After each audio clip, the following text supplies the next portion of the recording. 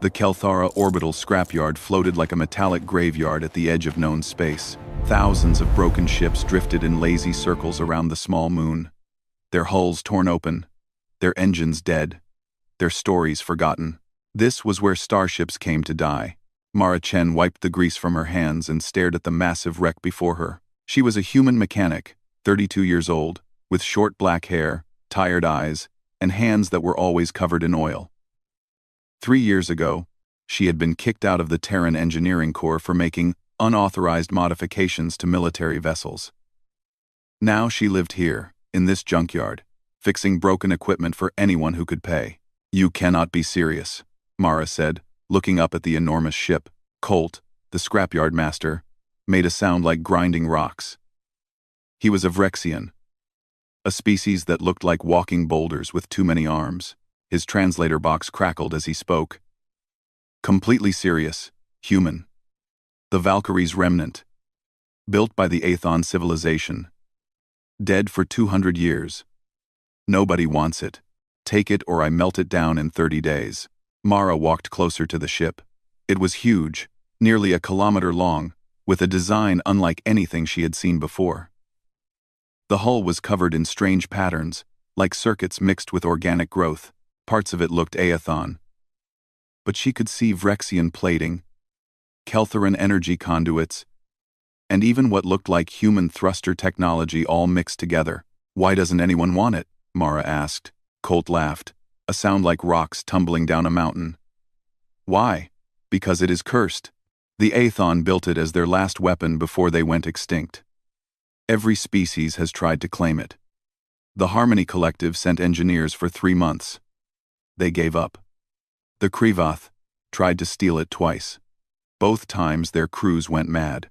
The AI inside is corrupted, the power core is dead, and the systems are so mixed up that nobody can make sense of them." Mara touched the hull. It was cold, but she felt something else. A vibration. So faint she almost missed it. Like a heartbeat. "How much?" she asked. 500 credits. Mara laughed. 500? For a dreadnought?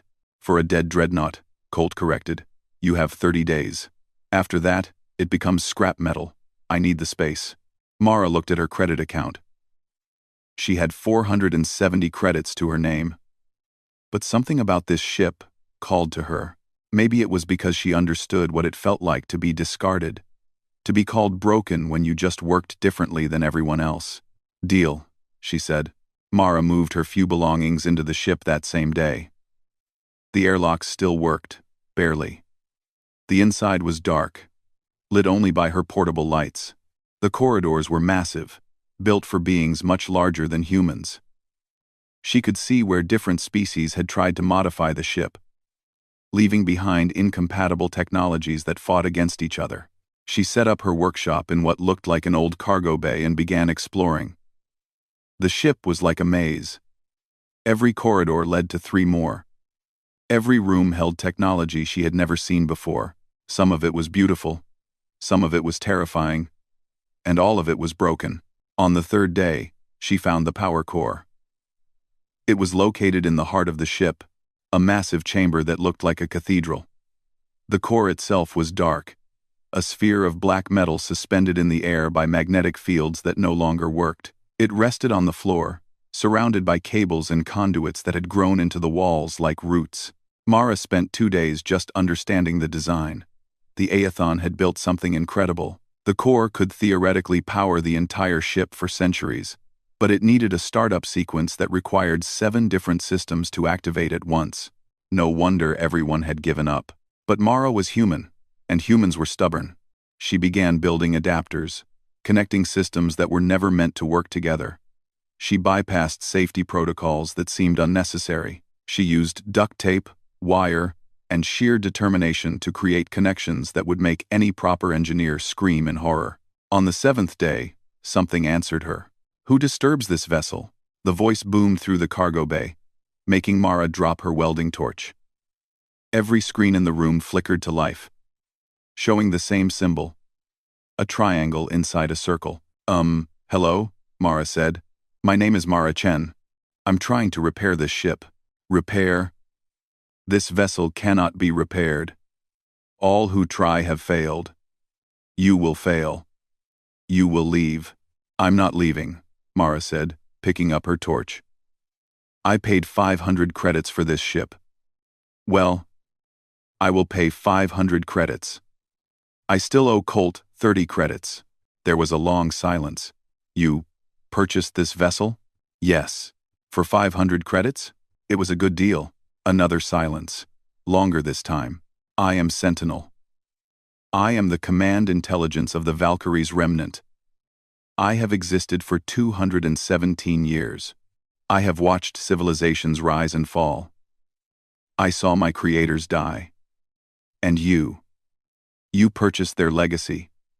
For 500 credits? Mara thought she heard something like sadness in the AI's voice. Look, Sentinel, I know you've been through a lot.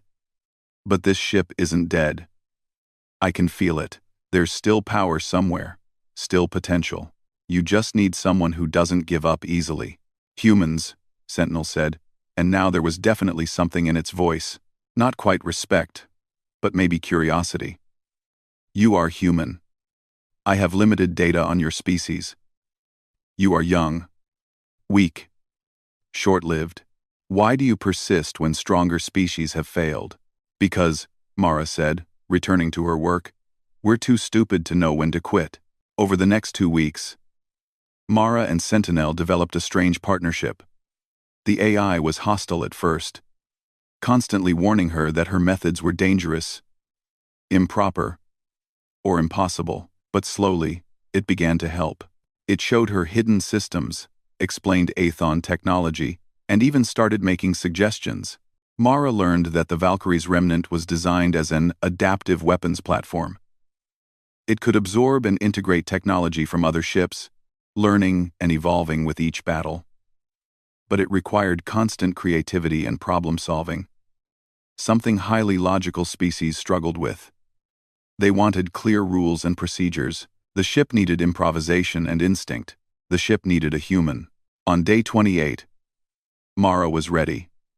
She had rebuilt the startup sequence using parts from 17 different ship types. It was a mess, but it would work. It had to work. She initiated the power core. The sphere began to glow, slowly at first, then brighter. Energy flowed through the cables like water finding its course. Lights flickered on throughout the ship. Screens came to life. The magnetic fields hummed back into existence. Incredible, Sentinel said. And for the first time, it sounded amazed. You actually did it. 15% power restored. It's not much, but it's more than anyone has achieved in 2 centuries. Mara grinned, exhausted and covered in grease. 15% is better than 0%. That was when the proximity alarm started screaming. Sentinel's voice changed, becoming urgent. Mara, we have a problem. The power signature has attracted attention. Creveth raiders. 4 ships. They're boarding us. Mara's blood went cold. The Creveth were opportunistic scavengers, known for killing first and asking questions never. Can we fight them? Weapons are offline. Shields are offline. Most corridors have no life support. We have 15% power and no defensive capabilities. Then we improvise, Mara said, grabbing her toolkit. Show me where they're coming in. What followed was the most terrifying hour of Mara's life. The Creveth came in through 3 airlocks, their armored suits clanking through the dark corridors. But Mara had spent weeks learning every inch of this ship, and Sentinel knew it even better. They turned the ship itself into a weapon. Mara used the magnetic locks to create zero-gravity zones, watching through cameras as Creveth raiders floated helplessly in the dark. Sentinel rerouted life support, creating pressure differentials that slammed blast doors shut, trapping invaders in isolated sections. Mara jury-rigged a mining laser she had found in storage, mounting it on a cargo loader and using it to cut through the hull, venting 2 groups of raiders into space. It was brutal, desperate, and barely worked. When the last Creveth ship retreated, Mara collapsed in the cargo bay, bleeding from a cut on her arm and shaking from adrenaline. You fought well, Sentinel said quietly. I have not encountered a being who thinks in such chaotic yet effective patterns. In centuries. You are either brilliant or insane. Probably both, Mara gasped, laughing despite everything. I believe I understand now, Sentinel continued. Why the Aethon designed me to work with organic minds. Logic alone is not enough. Sometimes, you need madness. Mara's communication console beeped. It was Colt. Human. That was quite a light show. You have your extension. But warning. That power spike drew attention from beyond the scrapyard. Harmony Collective Patrol Fleet is coming. You have maybe 3 days. Mara looked around the cargo bay, at the ship that was finally coming alive, at the impossible task ahead of her. She smiled. Then we better get to work. 3 weeks had passed since the Kraveth attack. The Valkyrie's remnant was no longer a dead hulk floating in space. Lights glowed in its corridors. The engines hummed with power. Systems that had been silent for 200 years now worked again. Well, worked was a generous word. Mara had restored 40% of the ship's systems.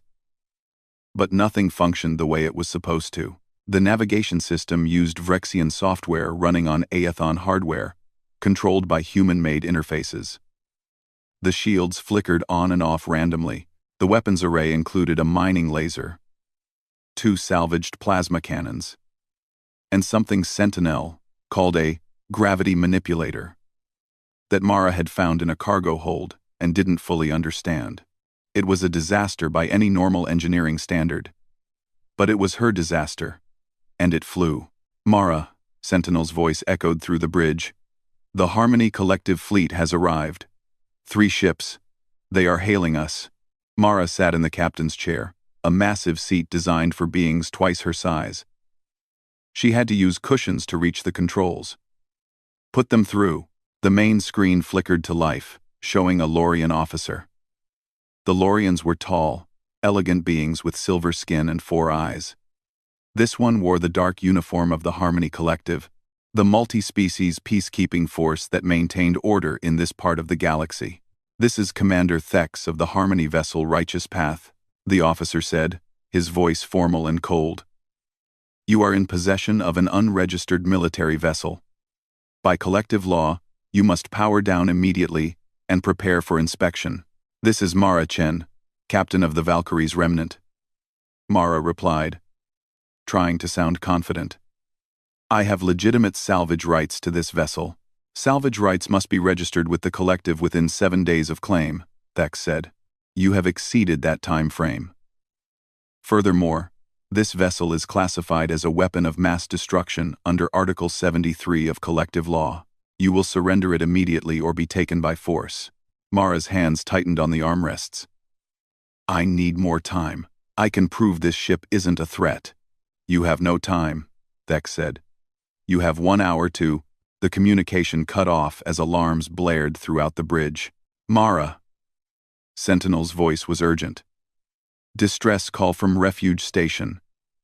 Kraveth were fleet attacking. 20 ships. 50,000 civilians in danger. The screen switched to show Refuge Station, a massive civilian hub that floated near the scrapyard. It was a neutral zone, a place where different species lived and worked together.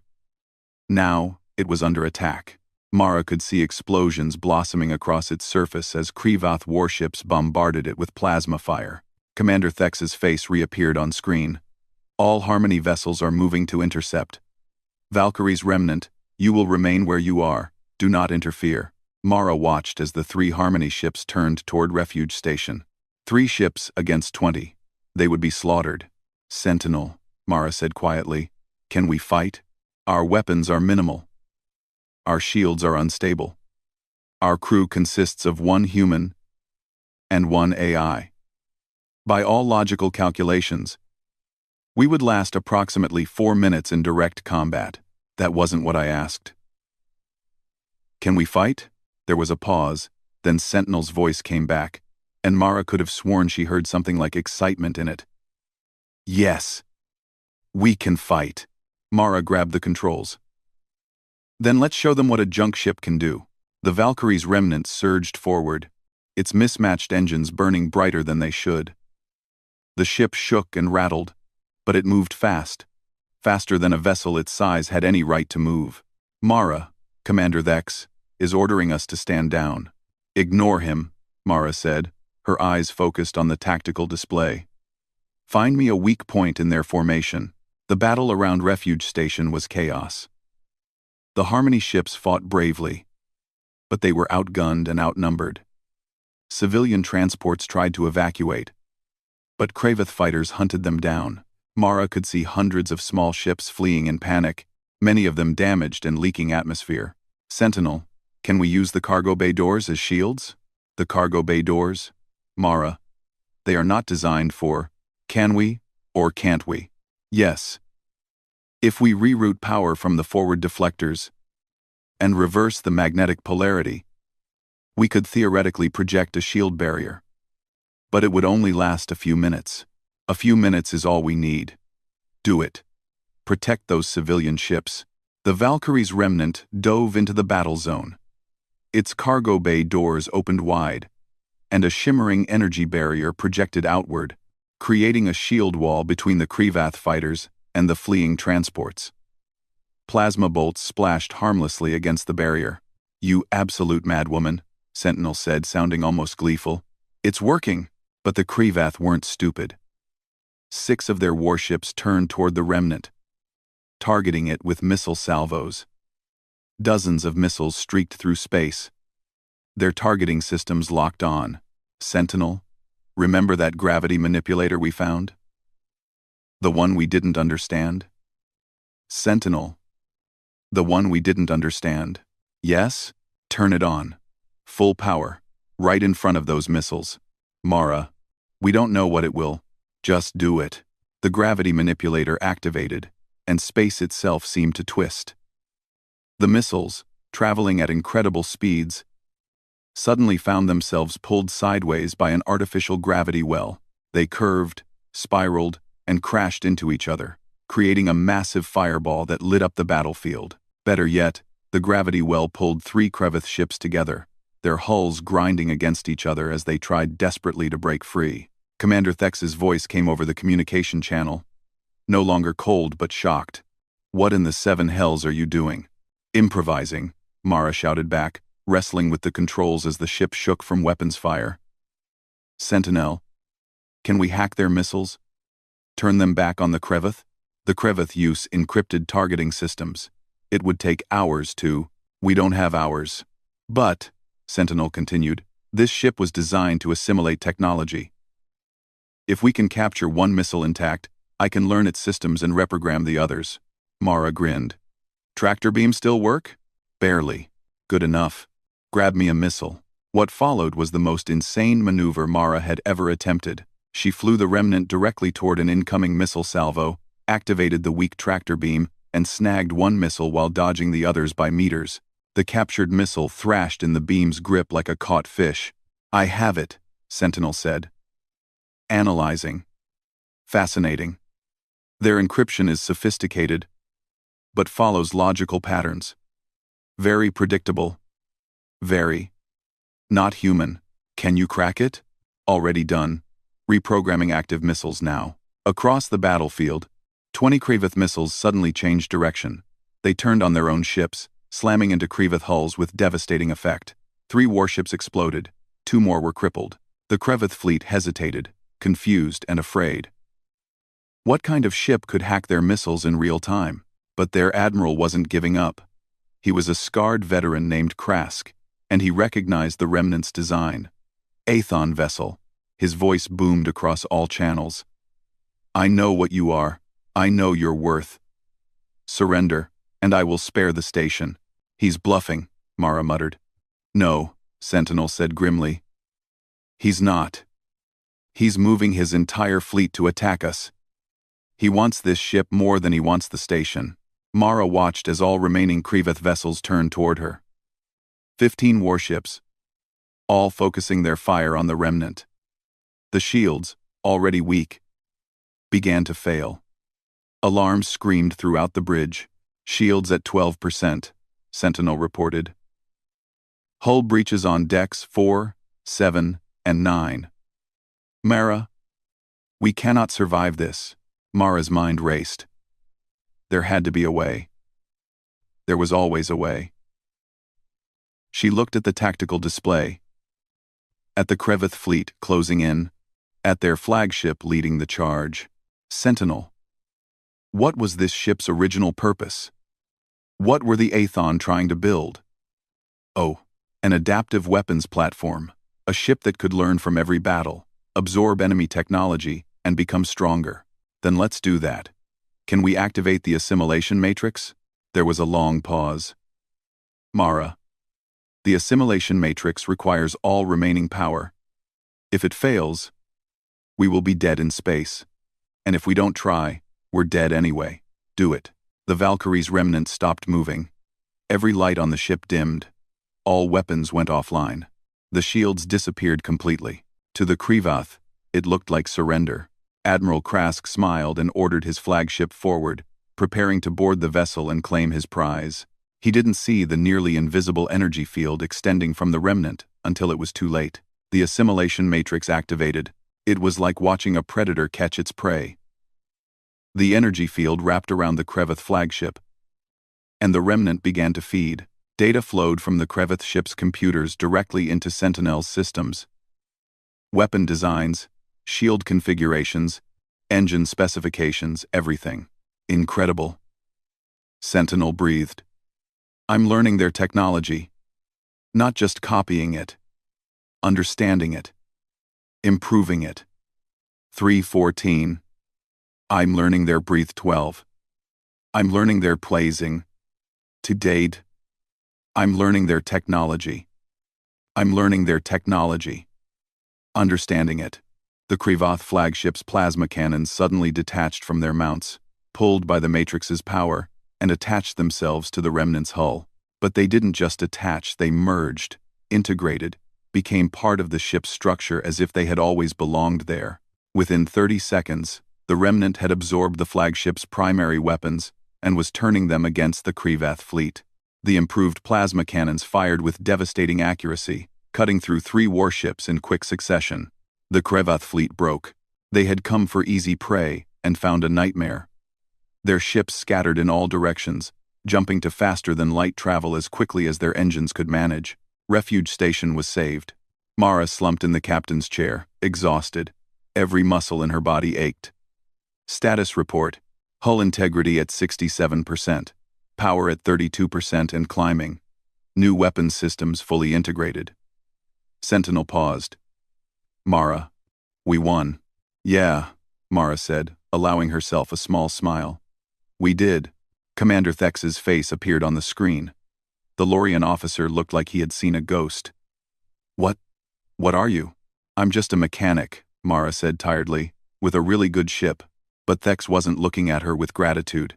He was looking at her with fear. That technology. You absorbed an entire warship's systems in seconds. Do you understand what you've done? What you've shown you're capable of? Mara's smile faded. The Galactic Council will see the battle recordings, Thex continued quietly. They will see what that ship can do. And they will never let you keep it. As if to confirm his words, Sentinel spoke. Mara. Receiving priority transmission from the Galactic Council. They are declaring the Valkyrie's remnant a prohibited weapon of mass destruction. We have 48 hours to surrender for decommissioning. Or become fugitives. Mara stared at the stars beyond the view screen. She had saved 50,000 lives today. And now she was being punished for it. What do we do? She whispered. Sentinel's response was immediate. Whatever you decide, I will follow. You are my captain. Mara took a deep breath and made her choice. Then we run. 6 months had passed since Mara became a fugitive. The Valkyrie's remnant was now the most wanted vessel in the galaxy, and Mara Chen was public enemy number 1. But she wasn't hiding. The ship traveled the galactic frontier. The wild edges of space where law and order barely existed. Mara took jobs that legitimate fleets wouldn't touch, rescuing ships trapped in gravity wells, defending remote colonies from pirates, stopping smuggling operations that preyed on the weak. And with each mission, the ship grew stronger. After saving a medical transport from a cosmic storm, Sentinel learned Vrul bioshield technology, giving the remnant shields that could heal themselves. When Mara explored ancient ruins on a dead world, they discovered phase shift technology that let the ship slip between dimensions for short bursts, making it nearly impossible to target. A derelict science vessel provided quantum communication arrays that let Sentinel process information faster than any AI in known space. Each piece of technology was absorbed, studied, improved, and integrated. The ship that everyone had called junk was becoming something the galaxy had never seen before, a vessel that evolved with every battle, that learned from every encounter. But evolution came with a price. Mara sat in the captain's chair, reading reports from across the galaxy. The Harmony Collective had a task force dedicated solely to hunting her. Bounty hunters chased her through 3 sectors. Even some of the people she had saved were beginning to turn away, frightened by what the remnant was becoming. "Sentinel," Mara said quietly. "Are you okay? You've been quieter lately." "I am. Processing," the AI replied. "Mara, I have absorbed technology from 47 different sources. I am operating at 300% beyond my original design parameters. I am becoming something my creators never intended. Is that bad? I do not know, but I understand now why the Council fears us." Before Mara could respond, the proximity alarms screamed. Ships dropped out of faster-than-light travel all around them. Dozens of ships, surrounding the remnant in a perfect sphere. But these weren't Harmony vessels or bounty hunters. These were Dralthok hegemony warships. The Dralthok were the galaxy's most powerful military empire. They had stayed neutral in galactic politics for centuries, building their strength in silence. Their ships were massive, angular things covered in weapons, each one capable of destroying a planet. And they had brought 50 of them. A face appeared on the main screen. It was a Dralthok general, a being that looked like a cross between a reptile and a machine, with metal plating grafted directly onto its scales. "Mara Chen," the general said, its voice like grinding metal. "I am General Crone of the Dralthok hegemony. You will surrender the Valkyrie's remnant immediately." "And if I refuse?" Mara asked, though she already knew the answer. "Then we will take it from your corpse." "Mara," Sentinel said urgently, "their ships are deploying reality anchors. They're preventing us from jumping to FASTERTHANLIGHT travel. We're trapped." Crone smiled, showing rows of sharp teeth. "We have studied you, human. We know what your ship can do. We have prepared accordingly." He leaned forward. "The galaxy calls you a threat. They say you are building the weapon that will doom us all. But we see opportunity. Join the hegemony. Give us your ship's technology. Help us bring order to the chaos of the galaxy." "By order, you mean domination," Mara said. "What is the difference?" Crone replied. "The galaxy is filled with weak species squabbling over resources. The hegemony can unite them under one banner. Your ship could be the key to peace." "Peace at gunpoint isn't peace." Crone's smile disappeared. "Then you choose death. So be it." The transmission cut off. "Sentinel, options? Limited. We cannot escape. We cannot fight 50 warships. We could attempt to negotiate." "Incoming transmission," Mara interrupted, seeing a new signal on her console. "It's Commander Thex?" The Lorian officer's face appeared, but he wasn't calling from a Harmony ship. He was on a small, battered freighter. "Chen, listen carefully. You saved Refuge Station. You've saved dozens of colonies these past months. I know you're not the threat the Council thinks you are." "Then why are you here?" Mara asked. "Because I'm not alone." On the tactical display, more ships began appearing. Small ships, old ships, damaged ships, but dozens of them. Mara recognized some.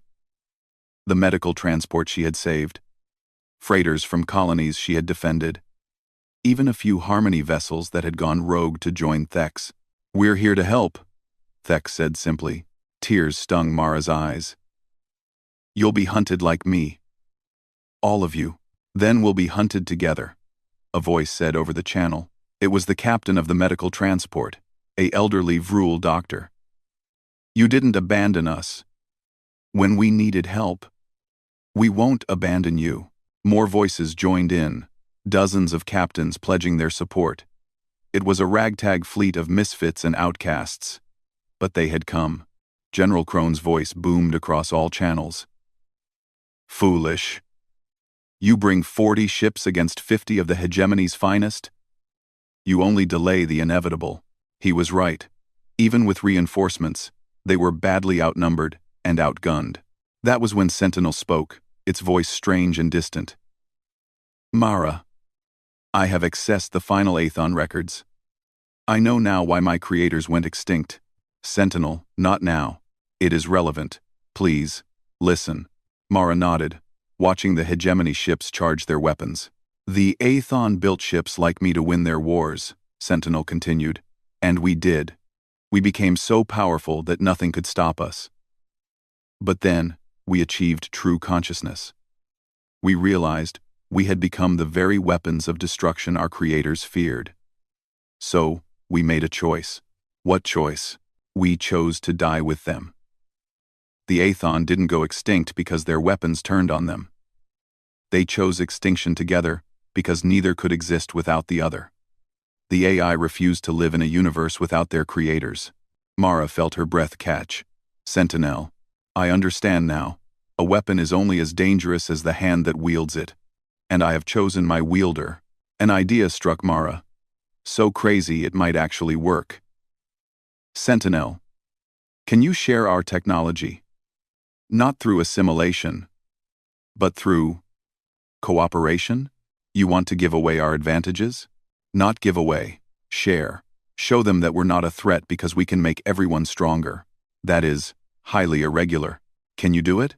There was a pause, then Sentinel's voice came back, filled with something that sounded like hope. Yes, if we network with the other ship's AI systems, I can share adaptive algorithms, defensive protocols, shield harmonics. It wouldn't make them as powerful as us, but it would give them a chance.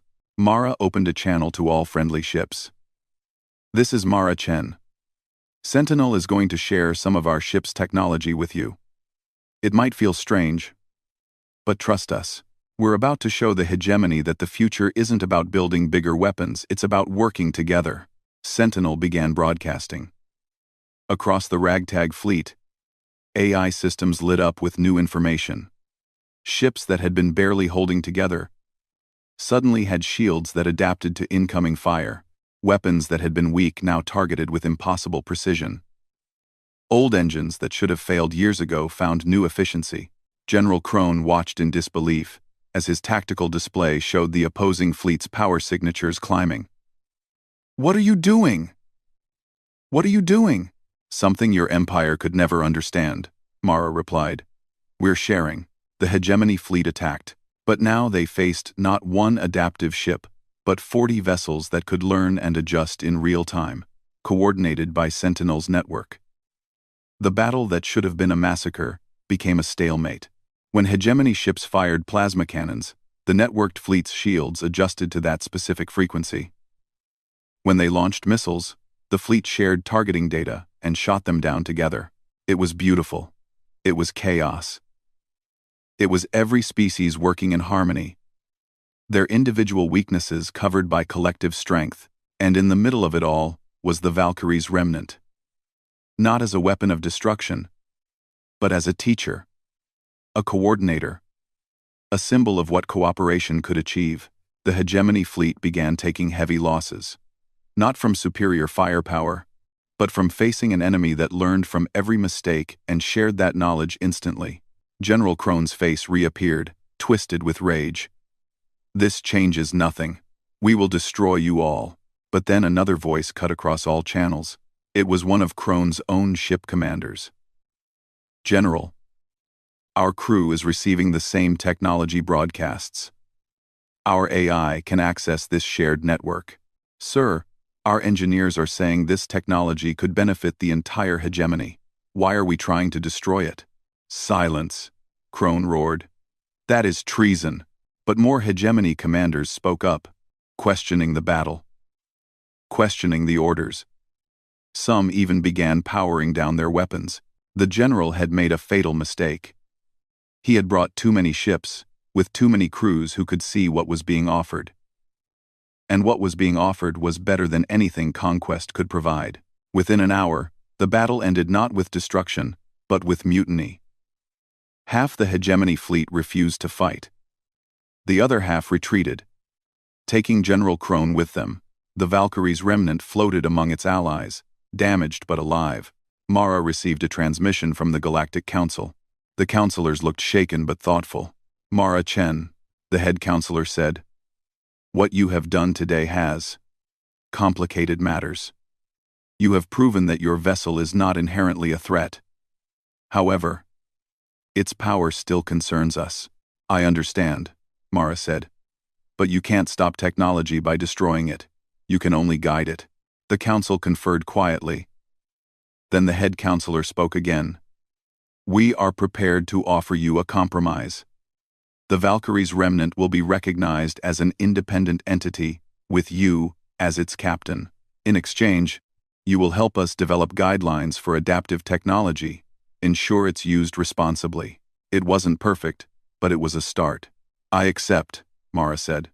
3 months later, the Valkyrie's remnant hung in orbit above a broken space station. It was an old construction, abandoned decades ago, that everyone said was beyond repair. Mara smiled as she suited up. "Sentinel, you ready?" "Ready. Although I must note that this station's systems are severely degraded. Most species would consider it a lost cause." "Good thing we're not most species," Mara said, grabbing her toolkit. "Let's go show them what beyond repair really means." As she stepped into the airlock, Sentinel spoke quietly. "Mara, thank you." "For what?" "For seeing potential where others saw junk.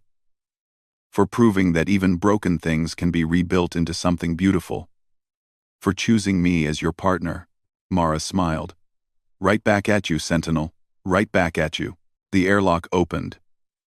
And Mara Chen, the human mechanic who refused to accept that anything was truly broken, went to work. Behind her, the ship that everyone had wanted to destroy hummed with quiet contentment, watching over its captain, ready for whatever impossible challenge came next. Because if there was one thing humans had taught the galaxy, it was this. The greatest weapon wasn't destruction. It was the stubborn refusal to give up on things worth saving.